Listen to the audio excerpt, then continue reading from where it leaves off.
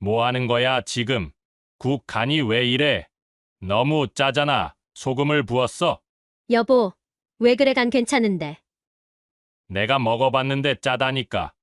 다시 해. 싫어. 당신 도대체 계속 왜 그러는 거야? 하루 이틀이어야 참지. 내가 당신 회사 부하야? 더 이상은 못 살겠어. 이혼해. 우리. 오늘 이야기의 주인공은 65세 재훈, 그리고 그의 아내 미자 씨입니다. 재훈은 아내 미자가 던진 그 한마디에 얼어붙었습니다.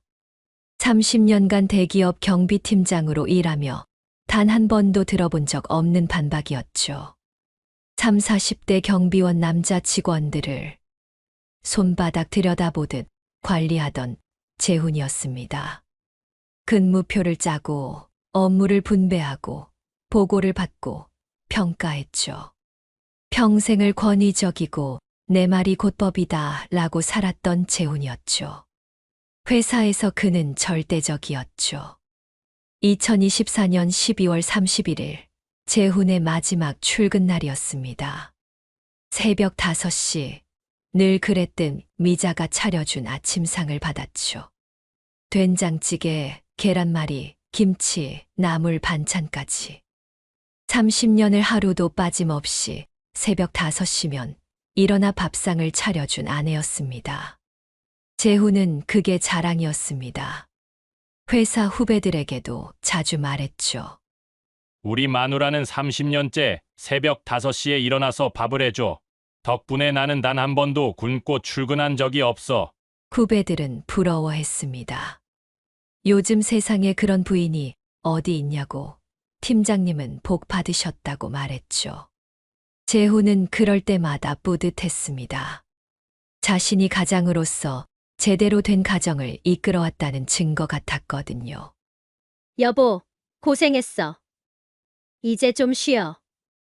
마지막 출근을 하고 돌아온 날, 미자는 남편의 손을 꼭 잡았습니다. 이제 남편이 집에서 편히 쉴 수 있다는 게 미자는 기뻤습니다. 하지만 재훈에게 퇴직은 끝이 아니라 새로운 시작이었습니다. 그날 밤 재훈은 잠이 오지 않았습니다.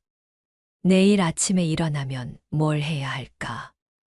회사에 가지 않는 아침이라니. 옆에서 미자는 편안하게 자고 있었죠.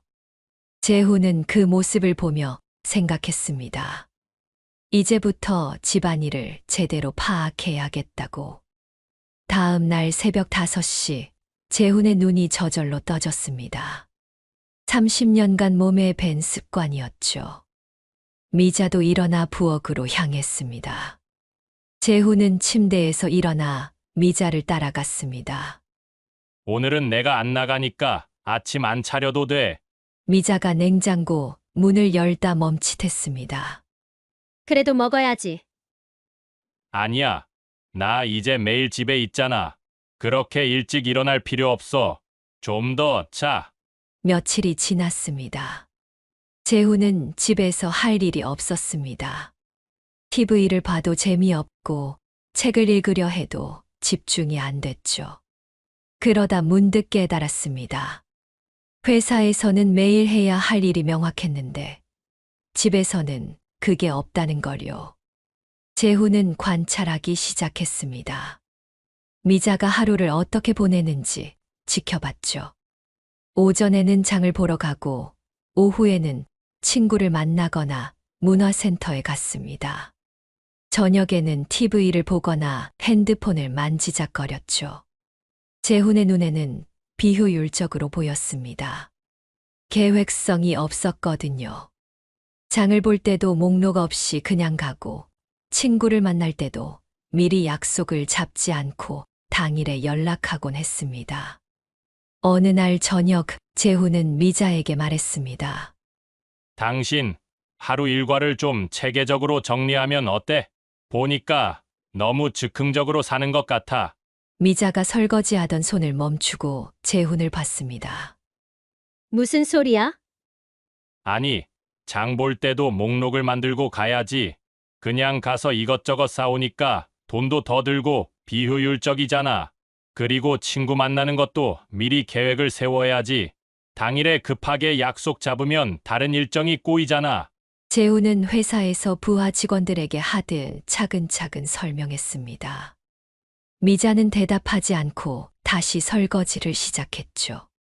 2주가 더 지났습니다. 재훈은 본격적으로 집안 관리에 나섰습니다.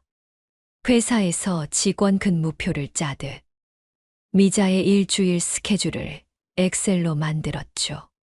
월요일은 장보기, 화요일은 집안 청소, 수요일은 문화센터, 목요일은 병원 검진이나 개인 시간, 금요일은 친구 모임, 주말은 가족 시간.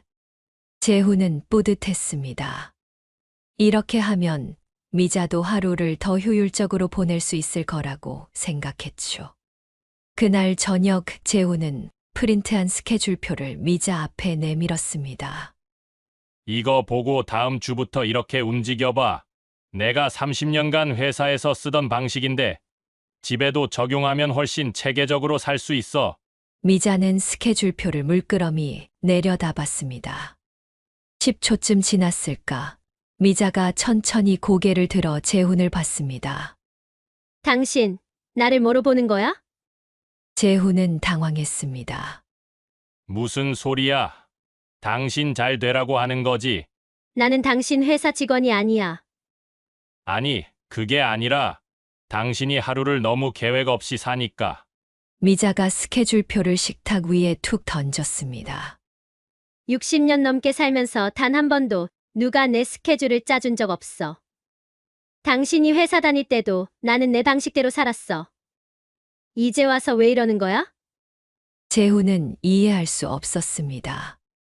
자신은 선의로 도와주려는 건데 왜 미자는 화를 내는 걸까요? 나는 도와주려고. 도움 필요 없어. 나는 지금도 잘 살고 있어. 그날 밤 두 사람은 말없이 잠자리에 들었습니다. 재훈은 이불을 덮고 누우며 생각했죠. 미자가 예민한가 보다. 며칠 지나면 괜찮아질 거라고. 스케줄표 사건 이후 일주일이 지나고 재훈은 새로운 프로젝트를 시작했습니다. 가계부와 영수증 점검이었죠. 회사에서 예산 관리를 하듯 집안 살림도 체계적으로 관리해야 한다고 생각했습니다. 어느 날 오후 재훈은 거실 테이블에 앉아 미자의 가계부를 펼쳤습니다. 미자가 시장에서 돌아오자마자였죠. 마트에서 돌아온 미자의 손엔 장바구니가 가득했습니다. 갔다 왔어. 거실 소파에 앉아 있던 재훈이 고개를 들었습니다. 얼마 나왔어? 미자는 영수증을 꺼냈습니다. 5만 3천 원. 재훈의 표정이 굳었습니다. 영수증을 낚아채듯 받아든 그는 항목을 하나하나 확인하기 시작했습니다. 뭐 이렇게 많이 샀어? 5만 원 넘겼잖아. 필요한 것들이야. 쌀도 떨어졌고 고기도 사야 하고. 고기가 2만 원이야? 이게 무슨 소고기야? 재훈의 목소리가 높아졌습니다. 그냥 삼겹살인데. 요즘 이 정도에. 요즘이 어떤데? 돼지고기 값이 금값이야? 다음부턴 닭고기 사. 알았어. 미자는 대꾸하지 않았습니다. 말해봤자 소용없다는 걸 알았으니까요. 그리고 이 과일은 뭐야? 사과 한 봉지에 8,000원. 미쳤어? 계절 과일이라 비싸. 비싸면 사지 말았어야지. 당신 돈 버는 사람이야? 재훈은 영수증을 구겨서 미자에게 던졌습니다.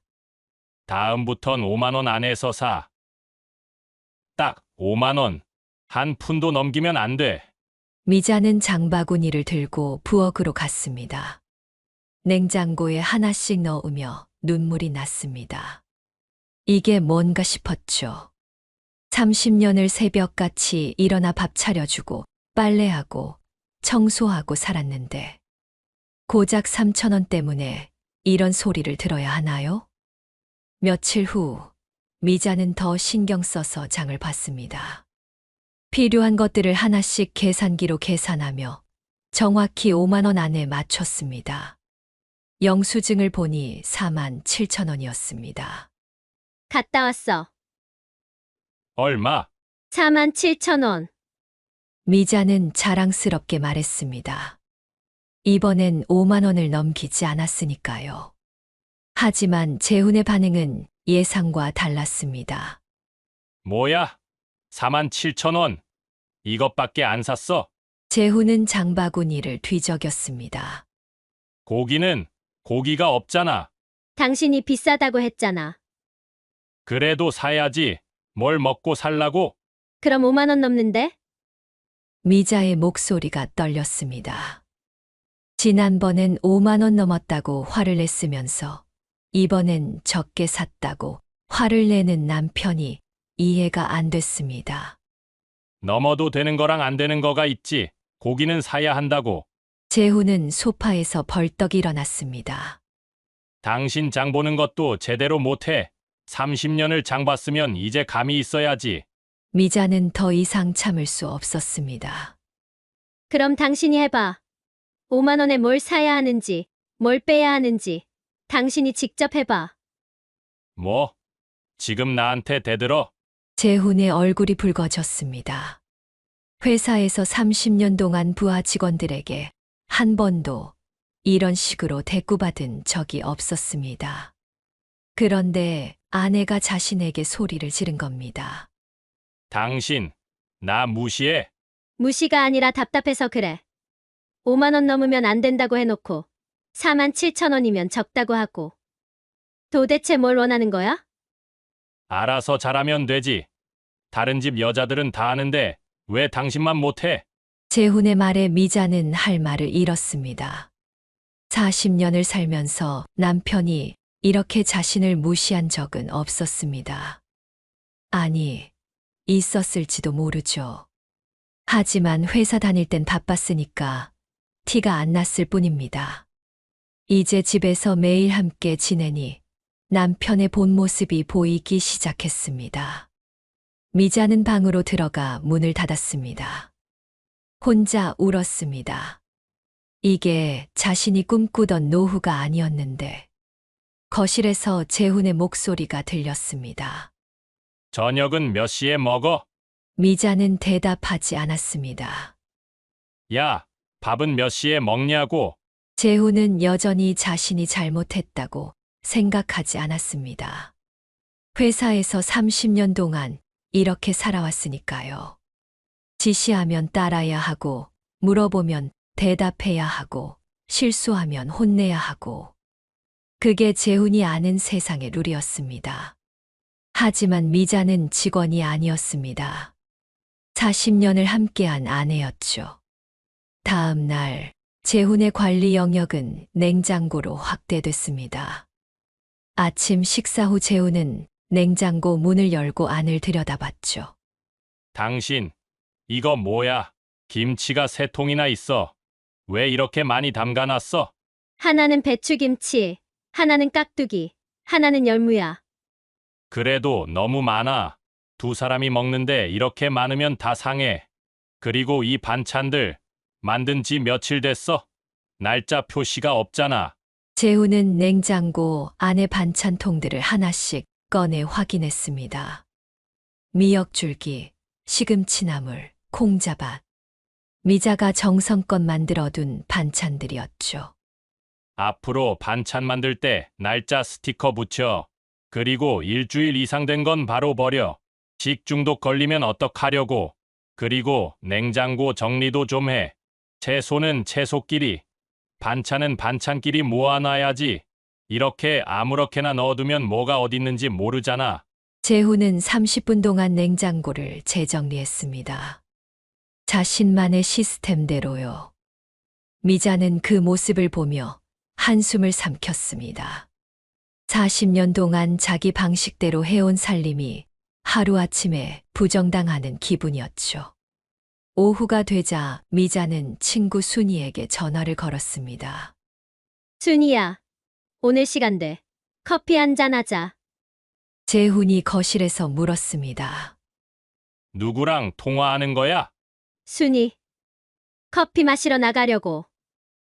순이, 그 친구 몇 살이야? 미자는 당황했습니다. 40년을 같이 살면서 남편이 자기 친구들에게 관심을 가진 적이 없었거든요. 친군데 동갑이지. 어디 사는데? 그걸 왜 물어봐? 아니, 그냥 궁금해서. 당신 친구들 이름은 아는데 어떤 사람들인지 모르잖아. 미자는 대답 대신 현관으로 향했습니다.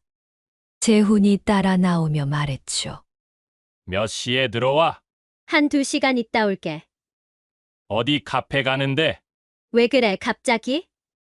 아니, 그냥 알고 있어야지. 혹시 급한 일 있으면 연락해야 하니까. 미자는 신발을 신으며 짧게 대답했습니다. 있어, 역 앞에 있는 거. 카페 이름이 뭔데? 재훈의 질문에 미자는 현관문을 닫고 나가버렸습니다. 가슴이 답답했죠. 이게 뭐 하는 건가 싶었습니다. 카페에서 순이를 만난 미자는 한숨부터 내쉬었습니다. 너 요즘 왜 그래? 얼굴이 안 좋아. 우리 남편이 퇴직하고 나서 이상해졌어. 하루 종일 집에 있으면서 내가 하는 일마다 간섭하고 지적해. 가계부도 검사하고 냉장고도 자기가 정리하고. 나 미치겠어. 아, 그래. 남편들 퇴직하면 그러는 사람이 있다고 하더라. 할 게 없으니까. 두 사람이 이야기를 나누는 동안 미자의 핸드폰이 울렸습니다. 재훈이었죠. 지금 뭐 해? 친구랑 얘기하고 있어. 몇 시에 들어와? 아까 말했잖아. 한두 시간이면 들어온다고. 그래, 알았어. 저녁은 집에서 먹을 거지? 미자는 전화를 끊으며 순이에게 말했습니다. 봐, 저래. 하루에 몇 번씩 전화해서 뭐 하냐고 물어. 순이가 고개를 저었습니다. 야, 그거 위험한 거야. 우리 언니 남편도 그랬는데 나중에는 핸드폰까지 검사하더라. 조심해. 미자는 커피를 마시며 생각했습니다. 재훈이 회사 다닐 때는 이러지 않았는데 오히려 미자가 뭘 하든 관심이 없었죠. 아침에 나가서 밤에 들어오니까 미자의 하루를 알 방법도 없었고 알려고 하지도 않았습니다. 그런데 지금은 달랐습니다. 재훈은 미자의 모든 것을 알고 싶어 했죠. 어디 가는지, 누구를 만나는지, 뭘 하는지, 돈을 얼마 쓰는지. 마치 회사에서 부하 직원 관리하듯 미자를 관리하려 들었습니다. 집에 돌아온 미자를 재훈이 거실에서 기다리고 있었습니다.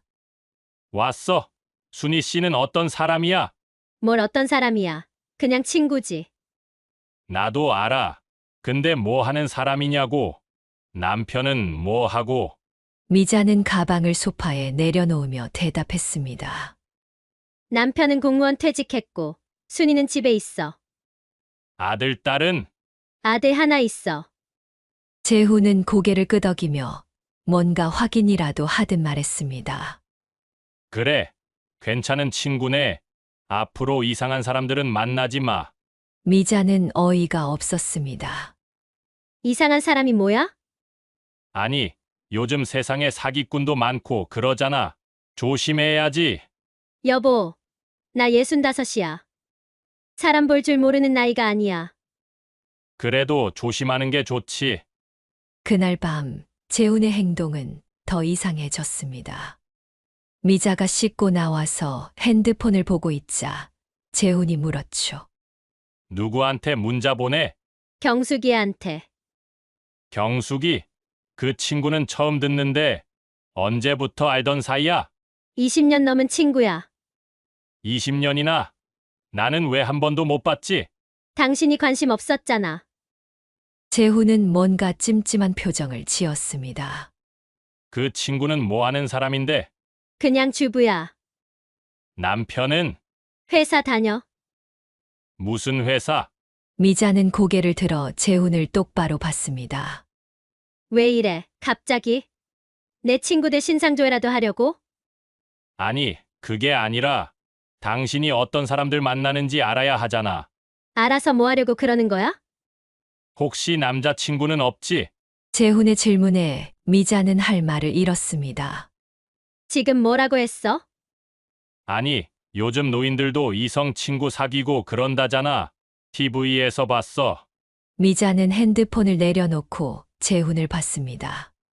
당신 정신이 있어? 나 65살이야. 40년을 당신하고 살았고. 근데 지금 나한테 남자 있냐고 물어보는 거야? 그냥 확인하는 거지. 화낼 일 아니잖아.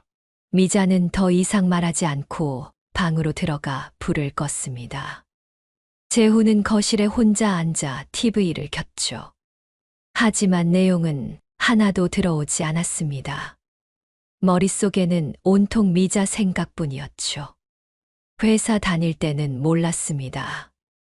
미자가 하루를 어떻게 보내는지, 누구를 만나는지 알 수가 없었으니까요. 그런데 이제는 하루 종일 집에 있으니 미자의 모든 행동이 보였습니다. 그리고 보이니까 의심이 생겼죠. 저 여자가 정말 나한테만 충실한 걸까? 혹시 내가 회사 다니는 동안 다른 남자라도 만난 건 아닐까? 친구 만난다고 나가면 정말 친구를 만나는 걸까? 재훈은 스스로도 말도 안 되는 생각이라는 걸 알았습니다. 하지만 의심은 통제할 수 없었죠. 회사에서 30년간 경비팀장을 하며 갑자기 말도 없이 누군가가 그만두고 그때마다 근무를 채워가며 하루하루 촉각을 다퉈 살았던 재훈이었습니다. 의심하는 게 습관이 돼버린 거죠. 그날 밤 두 사람은 각자 돌아 누워 잤습니다. 재훈은 잠이 오지 않았죠. 미자는 등을 돌린 채 조용히 눈물을 흘렸습니다. 미자는 생각했습니다. 남편이 회사 다니던 게 차라리 나았다고. 그때가 훨씬 평화로웠다고. 이제는 하루 24시간을 감시받는 것 같았거든요. 재훈은 이제 미자의 외출 자체를 통제하기 시작했습니다. 나가기 전 보고, 돌아와서 보고, 심지어 외출 중에도 수시로 전화해 확인했죠. 일주일 후, 재훈은 노트 한 권을 꺼냈습니다. 회사에서 업무 일지 쓰듯 미자의 외출 일지를 작성하기 시작한 거죠. 당신, 오늘 어디 나가? 미자가 현관에서 신발을 신다가 멈칫했습니다. 문화센터, 수채화 수업 있어. 몇 시에 시작하는데? 2시. 재훈이 시계를 봤습니다. 12시 30분이었죠. 2시면 아직 시간 많이 남았는데 왜 벌써 나가? 점심 먹고 친구들이랑 차 마시기로 했어. 친구, 누구? 순이하고 영자. 남자는 없지? 미자는 한숨을 삼키며 대답했습니다. 없어.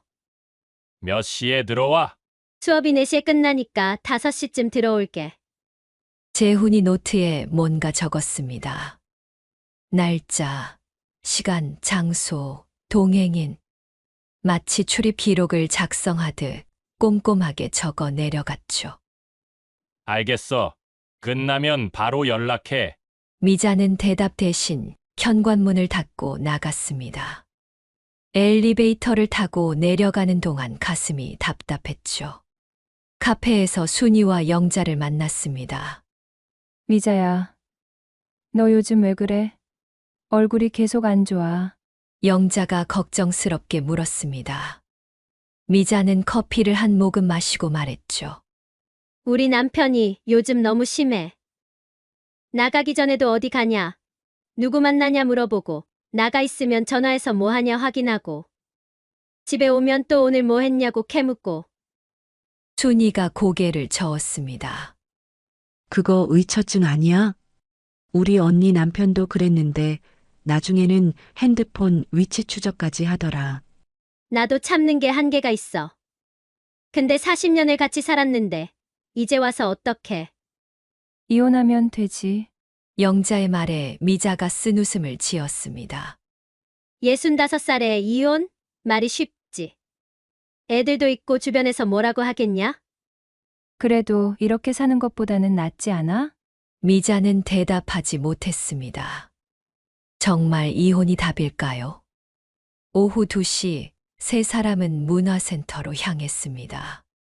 수채화 수업은 미자의 유일한 즐거움이었죠. 그런데 그날 수업 중에 미자의 핸드폰이 울렸습니다. 재훈이었죠. 미자는 조용히 복도로 나가 전화를 받았습니다. 왜? 지금 뭐 해? 수업 듣는다고 했잖아. 수업 중인데 전화 받을 수 있어. 쉬는 시간이야. 아니, 수업 중이야. 전화 때문에 나왔잖아. 그럼 빨리 들어가. 나중에 다시 전화할게. 미자는 전화를 끊고 들어갔습니다. 순이가 걱정스러운 눈빛으로 미자를 봤죠. 미자는 고개를 저으며 자리에 앉았습니다. 수업이 끝나고 집으로 돌아가는 길, 미자의 핸드폰이 또 울렸습니다. 수업 끝났지?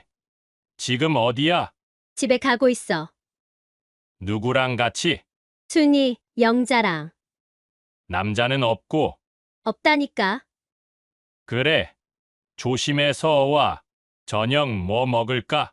미자는 전화를 끊으며 한숨을 쉬었습니다. 순이가 옆에서 말했죠. 미자야, 이거 정상이 아니야. 하루에 몇 번을 전화하는 거야? 모르겠어. 그냥 확인하고 싶은가 봐. 확인이 아니라 감시지. 너 이러다 우울증 걸려. 집에 도착하자 재훈이 거실에 앉아 있었습니다. 미자가 신발을 벗자마자 재훈이 물었죠. 오늘 수업 어땠어? 좋았어. 뭐 배웠는데? 풍경화. 선생님은 남자야, 여자야? 여자. 젊어. 50대야. 수강생 중에 남자는? 없어. 재훈은 고개를 끄덕이며 노트에 또 뭔가 적었습니다. 미자는 그 모습을 보며 소름이 돋았죠. 남편이 자기를 사람이 아니라 관리 대상으로 보고 있다는 걸 확실히 느꼈습니다. 미자는 그 모습을 보다가 방으로 들어가 버렸습니다. 침대에 누워 천장을 보며 미자는 생각했습니다. 이렇게는 못 살겠다고. 하지만 어떻게 해야 할지 방법을 몰랐죠.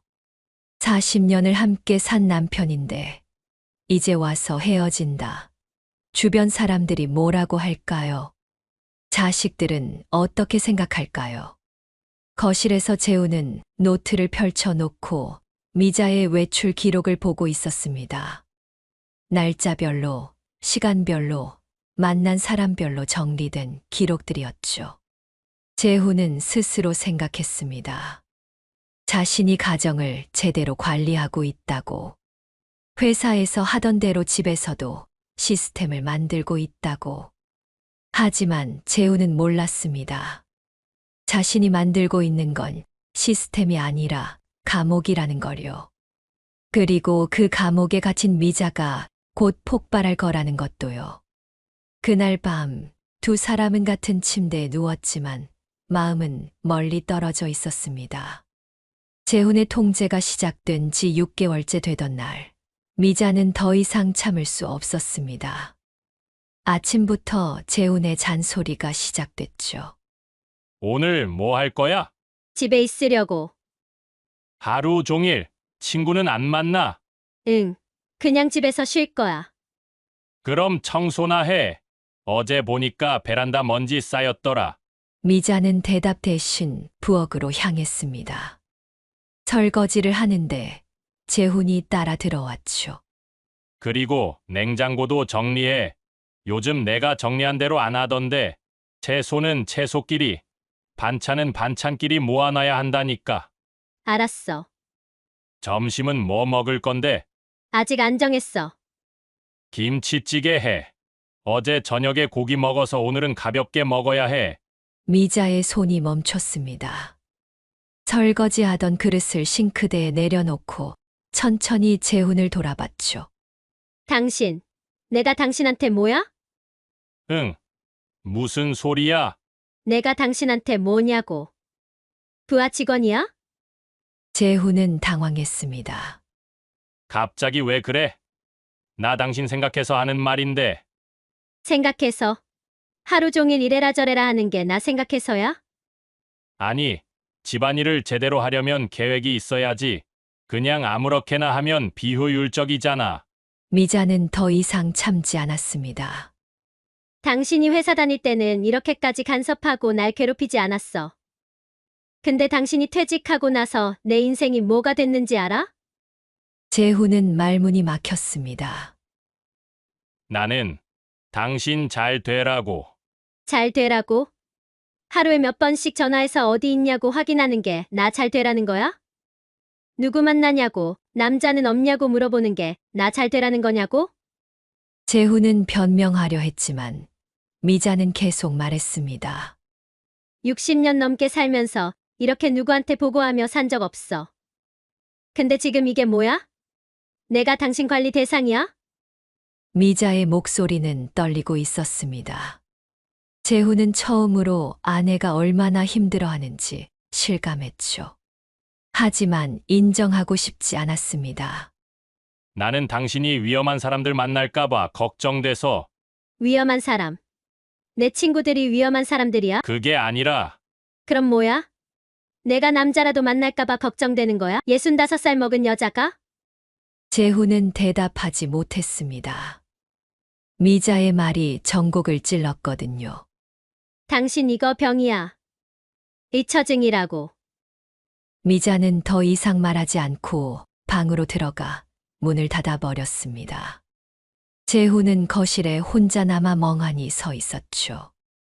방 안에서 미자는 핸드폰을 꺼내 딸 지연에게 전화를 걸었습니다.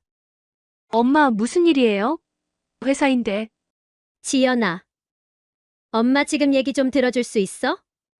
지연은 엄마 목소리가 평소와 다르다는 걸 느꼈습니다. 잠깐만요. 밖으로 나갈게요. 엄마, 무슨 일 있어요? 미자는 그동안 참았던 이야기를 쏟아냈습니다.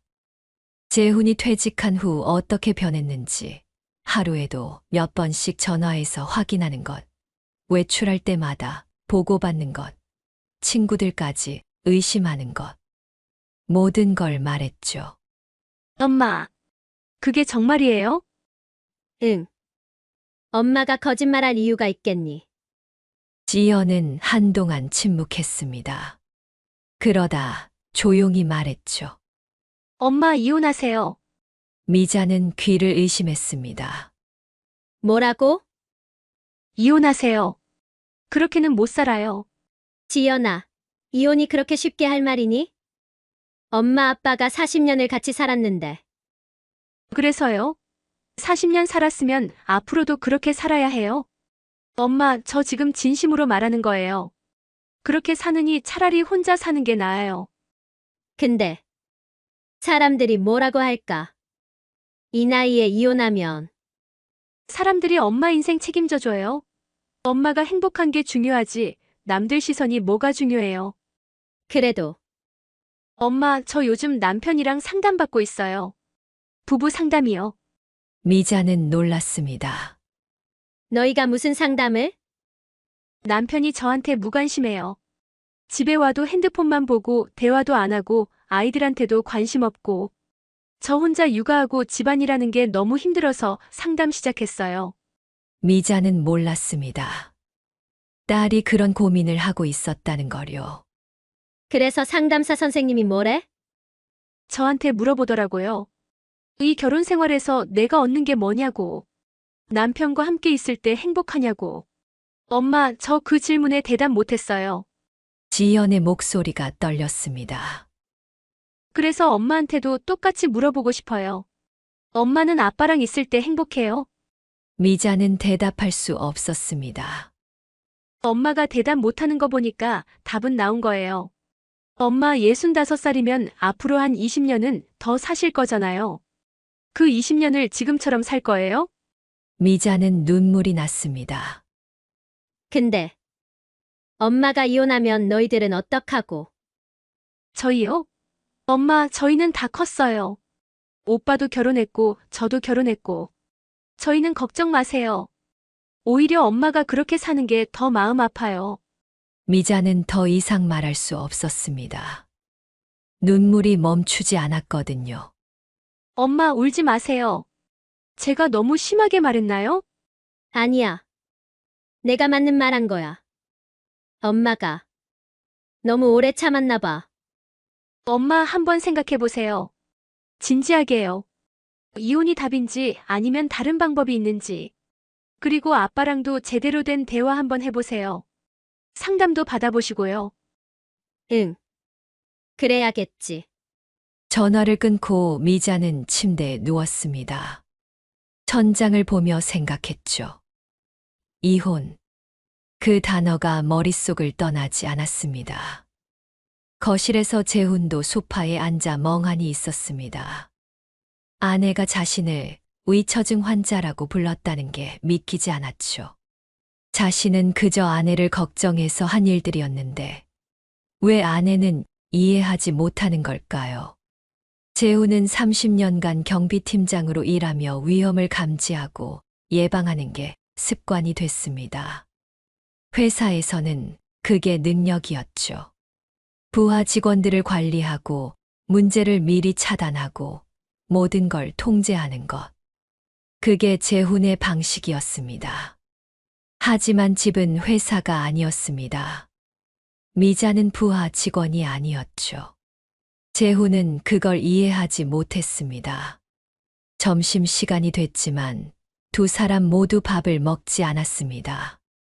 미자는 방에서 나오지 않았고 재훈은 거실에서 움직이지 않았죠. 오후 3시쯤 미자가 방에서 나왔습니다. 눈이 빨갛게 부어 있었죠. 재훈은 그 모습을 보고 가슴이 철렁했습니다. 당신, 밥 안 먹었어? 응, 안 먹었어. 같이 먹을까? 미자는 주방으로 가서 라면을 끓이기 시작했습니다. 재훈은 식탁에 앉아 미자의 뒷모습을 봤죠. 어깨가 축 처져 있었습니다. 라면이 끓는 동안 두 사람은 말이 없었습니다.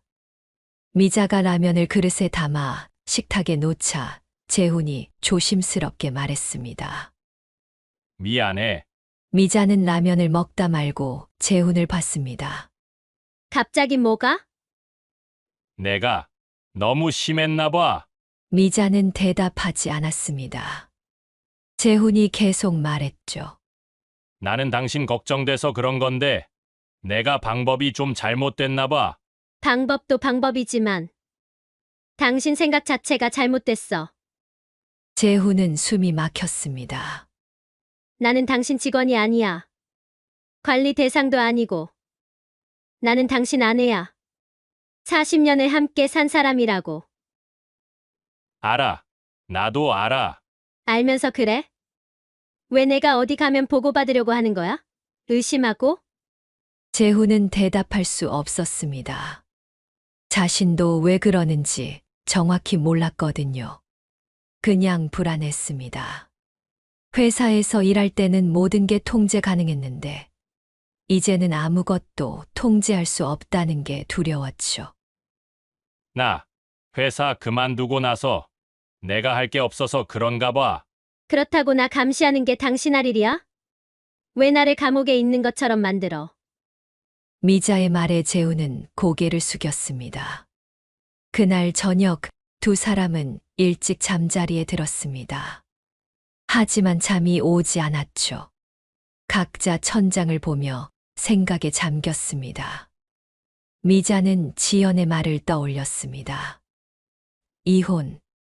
정말 그게 답일까? 하지만 지금처럼 사는 것도 답은 아니었습니다. 재훈은 미자의 말을 떠올렸습니다. 자신이 아내를 직원처럼 대했다는 것, 관리 대상으로 봤다는 것. 재훈은 인정하고 싶지 않았지만 부정할 수도 없었습니다. 그날 밤 두 사람은 처음으로 같은 생각을 했습니다. 이 결혼은 끝나가고 있다는 것을요. 라면 사건 이후 일주일, 두 사람은 냉전 상태였습니다. 재훈은 더 이상 미자에게 전화하지 않았습니다. 외출할 때도 묻지 않았죠. 하지만 그렇다고 관계가 나아진 건 아니었습니다. 오히려 더 나빠졌죠. 아침마다 미자는 밥을 차렸지만 두 사람은 말없이 먹었습니다. 저녁도 마찬가지였죠. TV를 보면서도 채널 싸움은 없었습니다. 재훈이 보고 싶은 걸 보면 미자는 방으로 들어가 버렸고, 미자가 드라마를 보면 재훈은 침대에 누워 핸드폰을 봤습니다. 일주일째 되던 날 저녁, 미자는 결심했습니다. 더 이상 미룰 수 없다고. 이렇게 사는 건 사는 게 아니라 그냥 시간을 버티는 것뿐이었으니까요. 저녁 식사 후, 재훈이 거실에서 뉴스를 보고 있을 때 미자가 소파에 앉았습니다. 재훈은 미자를 힐끗 봤지만 시선을 다시 TV로 돌렸죠. 미자는 심호흡을 했습니다. 가슴이 두근거렸죠. 우리 얘기 좀 해. 재훈이 리모컨으로 TV 볼륨을 줄였습니다. 무슨 얘기? 우리 이혼하자. 재훈의 손에서 리모컨이 떨어질 뻔했습니다. 그는 천천히 고개를 돌려 미자를 봤죠. 지금 뭐라고 했어? 이혼하자고. 나는 당신하고 더 이상 못 살겠어. 재훈은 웃음이 나왔습니다. 황당한 웃음이었죠. 당신 지금 농담하는 거야? 아니, 나 지금 진지하게 이야기하는 거야. 재훈의 표정이 굳었습니다. 40년을 같이 살았는데 갑자기 이혼? 말이 돼? 그래, 40년 살았으니까 이제 이혼하자고. 더 이상은 못 살겠어. 재훈은 소파에서 일어나 미자 앞에 섰습니다. 내가 뭘 잘못했는데? 내가 당신한테 뭘 잘못했어? 미자는 재훈을 바라봤습니다. 정말 모르겠어, 진심으로? 나는 모르겠어. 내가 당신 때문에 30년 회사 다니며 돈 벌어왔고, 집안 살림 다 맡겼고, 뭐 하나 모자란 거 없이 살게 해줬는데 내가 뭘 잘못했다는 거야? 미자는 한숨을 쉬었습니다. 그게 문제야. 당신은 그게 전부라고 생각하는 거지. 그럼 뭐가 더 있는데? 존중, 배려. 당신은 나를 사람으로 본 게 아니라 관리 대상으로 봤어. 재훈은 답답하다는 표정을 지었습니다. 또 그 소리야. 나는 당신 걱정돼서 그런 건데, 걱정. 하루에 몇 번씩 전화해서 어디 있냐고 확인하는 게 걱정이야? 내 친구들 신상 조회하는 게 걱정이냐고? 그건 내가 좀 과했던 거 인정해. 미안해. 앞으로 안 그럴게. 미자는 고개를 저었습니다. 이제 와서 미안하다고 해서 될 일이 아니야. 나는 이미 지쳤어. 재훈은 다시 소파에 주저앉았습니다. 당신, 진심이야? 응, 진심이야. 정말 이혼하고 싶어? 응. 재훈은 머리를 감싸 쥐었습니다. 믿을 수가 없었죠. 자신이 뭘 그렇게 잘못했다는 건지 이해할 수 없었습니다. 나는 회사에서 하던 대로 했을 뿐이야. 체계적으로, 효율적으로 살려고 노력했어. 그게 뭐가 잘못됐어? 미자는 재훈을 봤습니다. 이 사람은 정말 모르는구나 싶었죠. 다시 한번 말하지만 당신 회사 직원들은 월급 받고 일하는 경비원이고 나는 당신 아내라고. 그 차이를 모르겠어? 안다고. 나도 알아. 안다는 사람이 왜 그렇게 나를. 그게 부부 사이에 할 짓이야? 재훈은 변명하고 싶었지만 할 말이 없었습니다. 그리고 제일 심한 건 의처증이야. 내 친구들까지 의심하고 남자친구 있냐고 묻고 40년을 당신하고만 살았는데 내가 무슨 짓을 한다고 그렇게 의심을 해. 나는 불안했어. 뭐가 불안했는데? 재훈은 한참을 침묵하다가 천천히 말했습니다. 회사 다닐 때는 내가 뭘 해야 할지 명확했어. 부하 직원들 관리하고, 업무 처리하고, 보고하고. 근데 퇴직하고 나니까 내가 할 수 있는 게 없더라고. 아무것도. 그게 너무 무서웠어. 미자는 조용히 들었습니다. 그래서 당신한테 그랬나 봐. 회사에서 하던 대로 집에서도 뭔가 관리하고 통제하면 내가 쓸모 있는 사람인 것 같았거든. 미자의 가슴이 아팠습니다. 재훈의 심정을 이해할 수는 있었죠. 하지만 이해한다고 해서 용서할 수 있는 건 아니었습니다. 당신 외로움, 불안함을 나한테 풀면 안 돼. 나는 당신 감정 쓰레기통이 아니야. 재훈은 고개를 들어 미경을 봤습니다. 미안해. 정말 미안해. 미자는 눈물이 날 것 같았지만 참았습니다. 나도 미안해. 40년을 같이 살았는데 이렇게 끝나게 돼서. 근데 나는 더 이상은 안 되겠어. 그리고 솔직히 말하면 당신이 퇴직하기 전부터 우리 관계는 좋지 않았어. 재훈은 놀란 표정으로 미자를 봤습니다. 무슨 소리야? 우리 잘 살았잖아. 당신 눈에만 그렇게 보였을 뿐이지. 나는 외로웠어. 회사 갔다 오면 피곤하다고 혼자 휴대폰만 보다가 자고 주말에는 골프 가고. 우리 언제 제대로 된 대화 한번 해봤어? 재훈은 기억을 더듬었습니다. 미자 말이 맞았습니다. 30년간 회사 생활하면서 집은 그저 잠자러 오는 곳이었죠.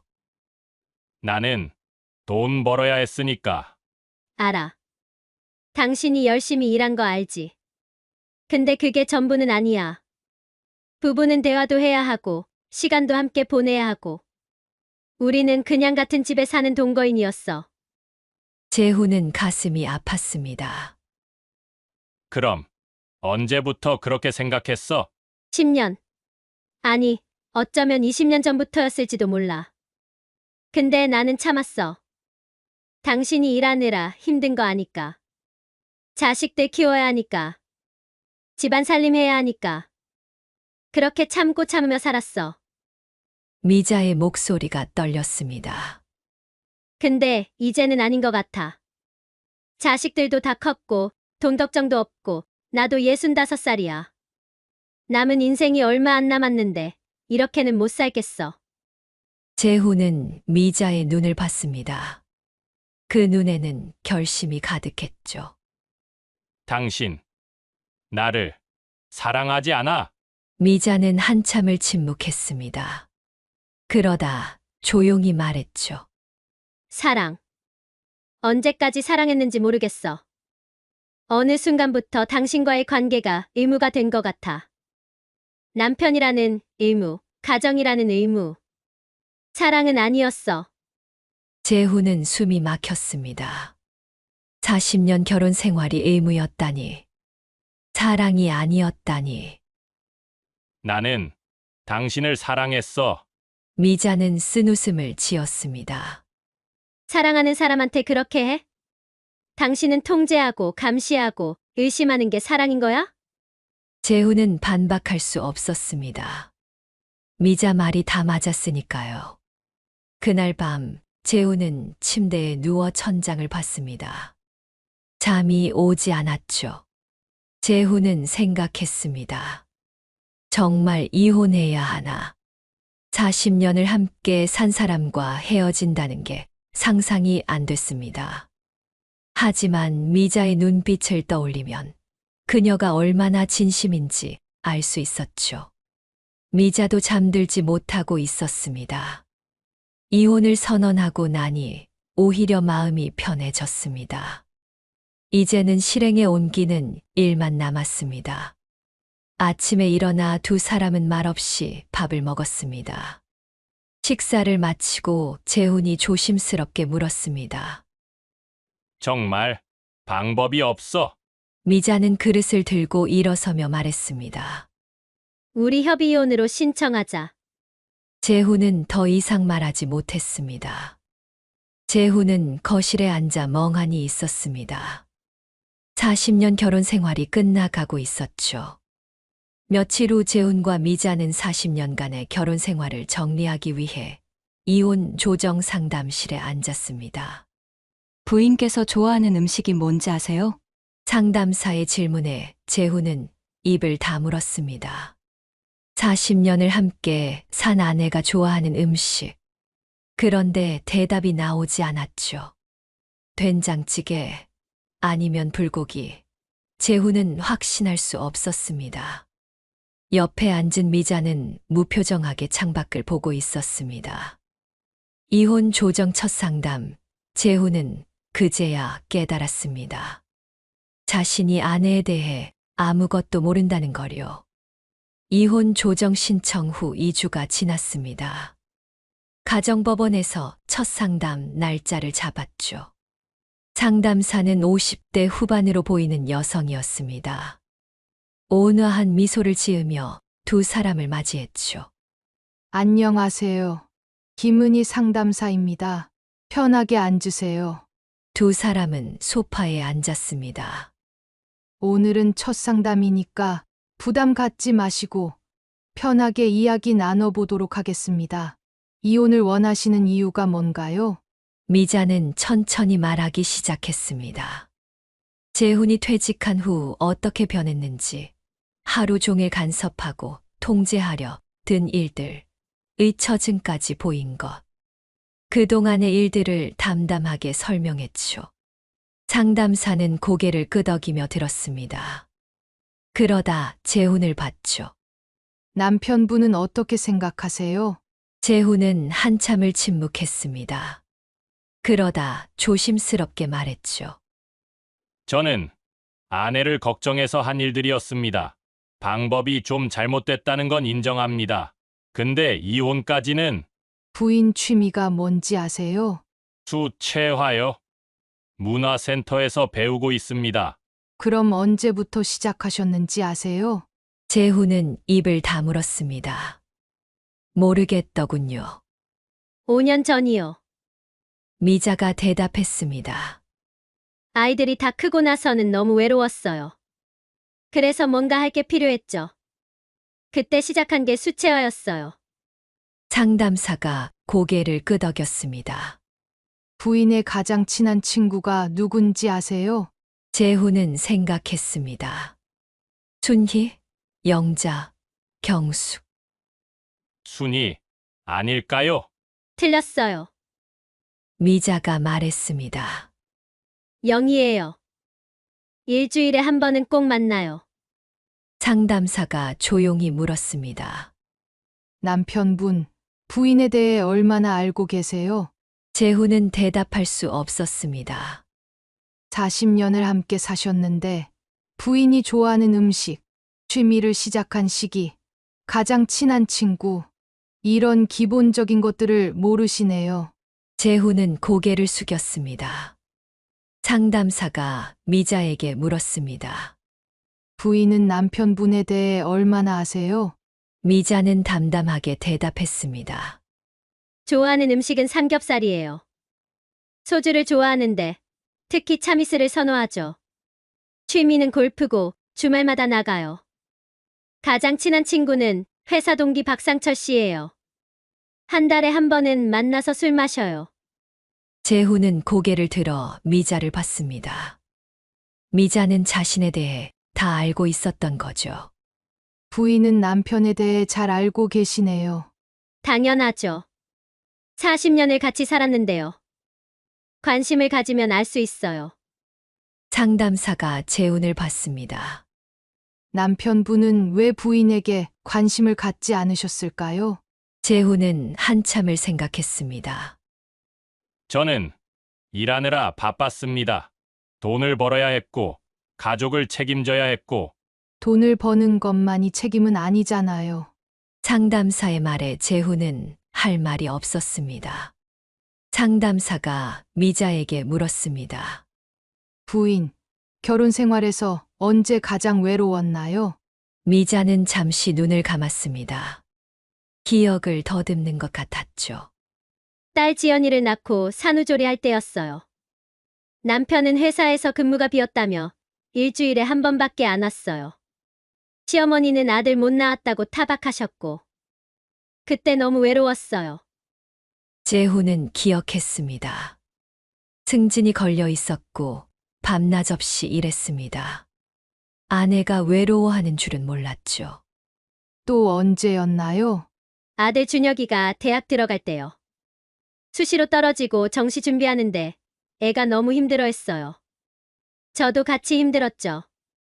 근데 남편은 회사 일로 바빠서 집에도 잘 안 왔어요. 그때도 혼자였어요. 재훈은 가슴이 아팠습니다.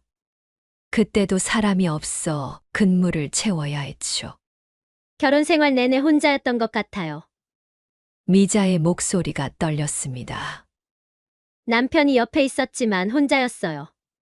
자식들 키우는 것도, 시댁 어른들 모시는 것도, 집안 살림하는 것도 다 혼자였어요. 재훈은 눈물이 날 것 같았지만 참았습니다. 그럼 남편분, 부인이 이렇게 힘들었다는 거 아셨어요? 상담사의 질문에 재훈은 대답할 수 없었습니다. 전혀 몰랐거든요. 모르셨죠? 40년을 함께 살았지만 남편분은 부인의 삶에 관심이 없었어요. 부인은 그저 집안일 하는 사람, 자식 키우는 사람, 밥 차려주는 사람이었죠. 재훈은 부정하고 싶었지만 할 수 없었습니다. 상담사 말이 다 맞았으니까요. 그러다 퇴직하시고 갑자기 부인에게 관심을 보이셨죠. 근데 그게 진짜 관심이었나요? 아니면 통제였나요? 재훈은 고개를 숙였습니다. 상담사가 계속 말했습니다. 남편분은 회사에서 하던 방식을 집에 적용하셨어요. 부하 직원 관리하듯 부인을 관리하려 하셨죠. 스케줄표 만들고, 가계부 검사하고, 외출 보고받고, 부인이 어떻게 느꼈을 것 같으세요? 재훈은 미자를 봤습니다. 질식할 것 같았어요. 미자는 조용히 말했습니다. 상담사가 재훈에게 물었습니다. 왜 그렇게 하셨을까요? 재훈은 한참을 생각했습니다. 정직하게 대답하고 싶었죠. 두려웠습니다. 무엇이 두려웠나요? 쓸모없는 사람이 될까 봐요. 30년간 회사에서 사람들을 관리하고 통제하고 지시하는 게 제 정체성이었어요. 근데 퇴직하고 나니까 그게 다 사라진 거예요. 아무것도 아닌 사람이 된 것 같았죠. 그래서 부인을 관리하려 하신 거군요. 네, 부끄럽지만 인정합니다. 상담사가 조용히 말했습니다. 남편분, 부인은 관리 대상이 아니에요. 함께 살아갈 동반자예요. 그 차이를 이해하셔야 해요. 재훈은 고개를 끄덕였습니다. 그리고 부인이 원하는 건 통제가 아니라 존중이에요. 40년 동안 무시당하고 혼자 살았던 부인은 이제 더 이상 참을 수 없는 거예요. 미자가 처음으로 울음을 터뜨렸습니다. 40년간 참았던 감정이 쏟아져 나왔죠. 저는 그저 사람 대접받고 싶었어요. 밥하는 기계, 청소하는 기계가 아니라 한 사람으로 존중받고 싶었어요. 재훈은 미자의 손을 잡고 싶었지만 참았습니다. 자격이 없다고 생각했거든요. 상담사가 두 사람을 번갈아 봤습니다. 두 분 다 상처가 많으시네요. 남편분은 정체성을 잃은 상처, 부인은 존중받지 못한 상처. 그 상처들이 이혼까지 오게 만든 거예요.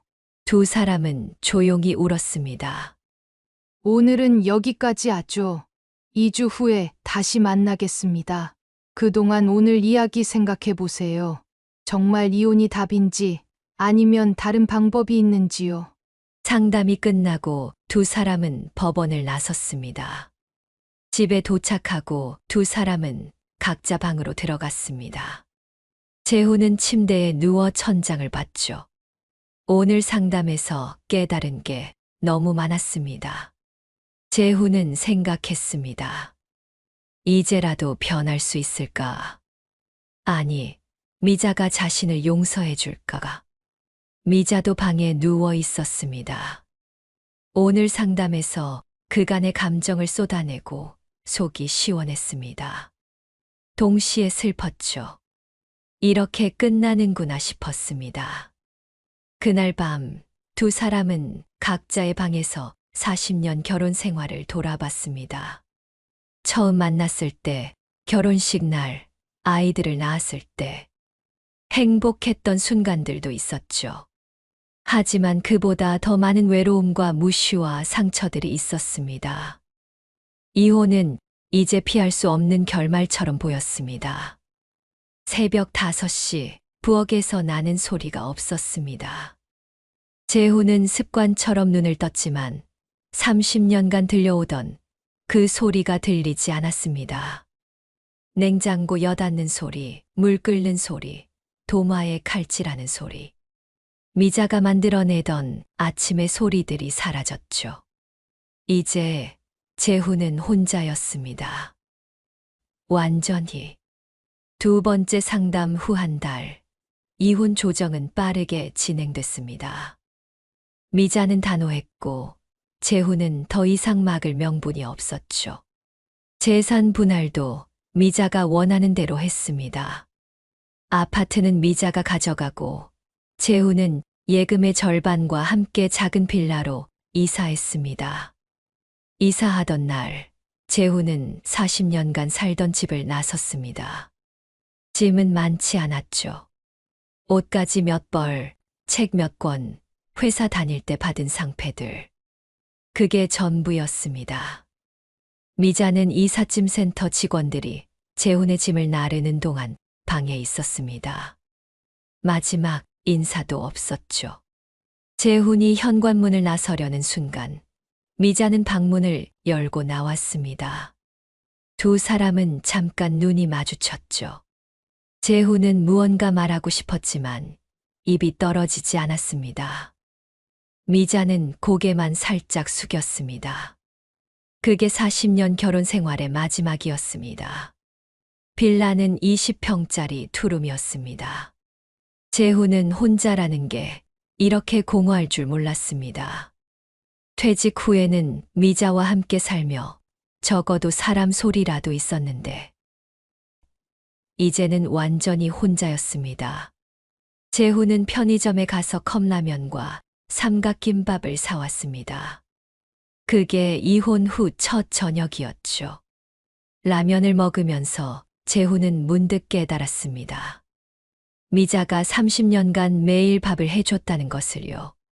하루도 빠짐없이 새벽 5시에 일어나. 재훈은 그게 당연한 줄 알았습니다. 아내니까 당연히 해야 하는 일이라고 생각했죠.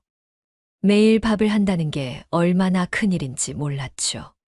메뉴를 정하고, 장을 보고, 손질하고, 조리하고, 상을 차리고, 설거지하고. 그 모든 과정을 30년간 미자는 혼자 했던 겁니다. 라면을 먹으며 재훈은 눈물이 났습니다. 65살에 혼자 라면을 끓여 먹으며 우는 자신이 초라했습니다. 다음 날 재훈은 근처 식당에 갔습니다. 혼자 밥 먹는 게 이렇게 불편한 줄 몰랐습니다. 주변 테이블을 보니 다들 누군가와 함께 있었죠. 부부, 친구, 가족. 혼자 먹는 사람은 재훈뿐이었습니다. 밥을 먹으며 재훈은 생각했습니다. 미자는 지금 뭘 하고 있을까? 아파트에 혼자 있을까? 아니면 친구를 만났을까? 전화하고 싶었지만 참았습니다. 자격이 없다고 생각했거든요. 오후에는 동네를 산책했습니다. 공원을 걸으며 벤치에 앉은 노인들을 봤습니다. 대부분 부부였죠. 손을 잡고 걷는 노부부, 벤치에 앉아 이야기하는 노부부. 재훈은 부러웠습니다. 밤이 됐습니다. 가장 힘든 시간이었죠. TV를 봐도, 책을 읽어도, 핸드폰을 봐도 시간이 가지 않았습니다. 재훈은 핸드폰을 꺼내 미자의 번호를 받습니다. 전화하고 싶었죠. 그냥 목소리라도 듣고 싶었습니다. 하지만 누를 수 없었습니다. 미자는 이제 남이었으니까요. 대신 딸 지연에게 전화했습니다. 지현아, 아빠야. 아빠, 잘 지내세요? 응. 잘 지내지? 거짓말이었습니다. 전혀 잘 지내지 못하고 있었죠. 엄마는 잘 있어? 잘 지내시는 것 같아요. 어제 통화했는데 목소리가 밝더라고요. 재훈은 가슴이 아팠습니다. 미자는 잘 지내는데 자신만 힘든 것 같았죠. 그래, 다행이다. 아빠는 진짜 괜찮으세요? 재훈은 대답하지 못했습니다. 괜찮지 않았거든요. 하지만 딸한테 약한 모습 보이고 싶지 않았죠. 괜찮아. 아빠 걱정하지 마. 일주일이 지났습니다. 매일이 똑같았죠. 새벽에 일어나고 편의점 음식으로 끼니를 때우고 TV를 보거나 산책하고 밤에 잠들지 못하고 반복이었습니다. 재훈은 서서히 깨닫기 시작했습니다. 자신이 잃은 게 무엇인지. 미자가 해주던 밥, 깨끗한 집, 빨래된 옷. 그런 것들만이 아니었습니다. 더 큰 걸 잃었죠. 누군가 옆에 있다는 것. 집에 가면 불이 켜져 있다는 것. 말을 걸 수 있는 사람이 있다는 것. 외롭지 않다는 것. 그런 것들이었습니다. 재훈은 회사에서 30년간 사람들을 관리했습니다. 통제했고, 지시했고, 평가했죠. 자신이 중요한 사람이라고 생각했습니다. 없어서는 안 될 사람이라고요. 하지만 퇴직하고 보니 아무도 재훈을 찾지 않았습니다. 후배들도, 동료들도. 가끔 안부 전화가 오는 게 전부였죠. 재훈은 침대에 누워 40년을 돌아봤습니다. 결혼식 날 미자의 환한 웃음, 첫째 준혁이를 낳고 행복해하던 모습, 둘째 지연이를 안고 울던 모습. 아름다운 순간들이 있었죠. 하지만 그 순간들 사이에는 훨씬 더 많은 외로움이 있었을 겁니다. 혼자 아이들 키우고, 혼자 살림하고, 혼자 시댁 어른들 모시고. 미자는 40년간 혼자였던 거죠. 재훈은 이제야 이해했습니다. 왜 미자가 이혼을 선택했는지요. 더 이상 혼자 살고 싶지 않았던 겁니다.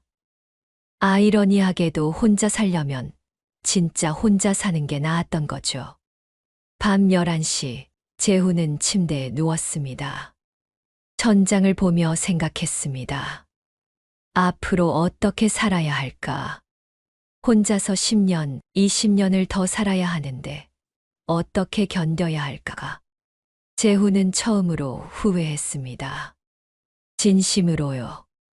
미자에게 잘해줄 걸, 관심을 가질 걸, 대화를 나눌 걸, 함께 시간을 보낼 걸.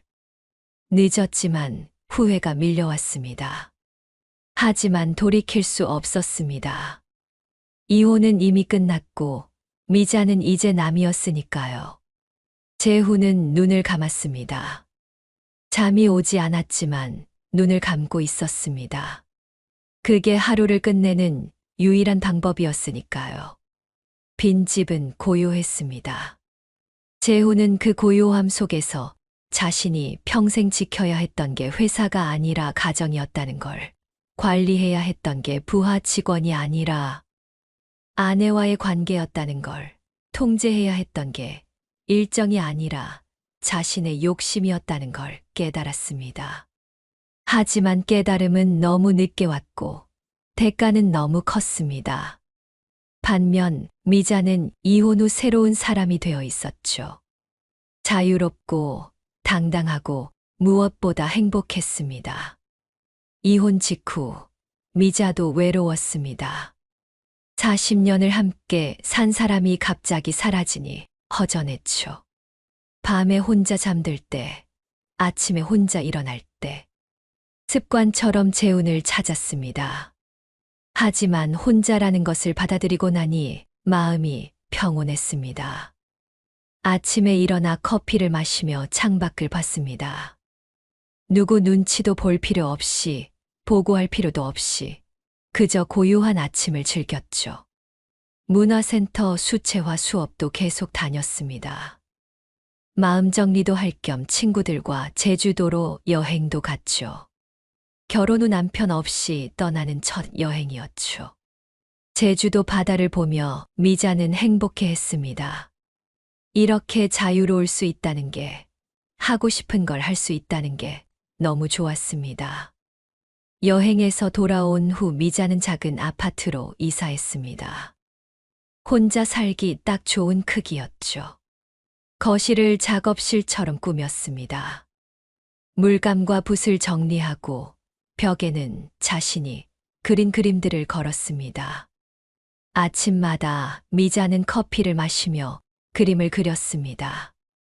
아무도 방해하지 않는 시간, 오롯이 자신만을 위한 시간이었죠. 그림 실력도 늘었습니다. 문화센터 선생님이 전시회에 출품해보라고 권유할 정도였죠. 친구들과의 시간도 늘었습니다. 일주일에 서너 번은 친구들을 만났습니다. 카페에서 수다 떨고, 영화 보고, 맛집 다니고. 재훈이 있을 때는 항상 시간을 체크하고 눈치를 봤는데, 이제는 마음껏 즐겼습니다. 어느 날 영자가 물었습니다. 미자야, 이혼한 거 외롭지 않아? 후회하네. 미자는 웃으며 대답했습니다. 하나도. 오히려 왜 진작 안 했나 싶어. 그치? 너 요즘 얼굴이 완전 달라졌어.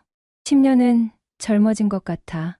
예전에는 항상 뭔가 눌려있는 것 같았는데, 지금은 자유로워 보여. 미자는 재훈을 용서했습니다. 증오하지도 않았고 미워하지도 않았습니다. 그저 과거일 뿐이었죠. 40년이라는 그 시간 속에서 참 많은 일이 있었지만 이제는 다 지나간 일이었죠. 미자는 앞으로 나아갔습니다. 재훈은 후회했습니다. 하지만 동시에 받아들였습니다.